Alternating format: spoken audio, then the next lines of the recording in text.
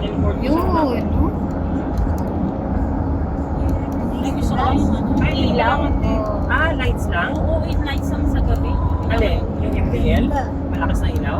Oo, yung malakas na ilaw lang. Kasi nahihirapan ako sa lubak.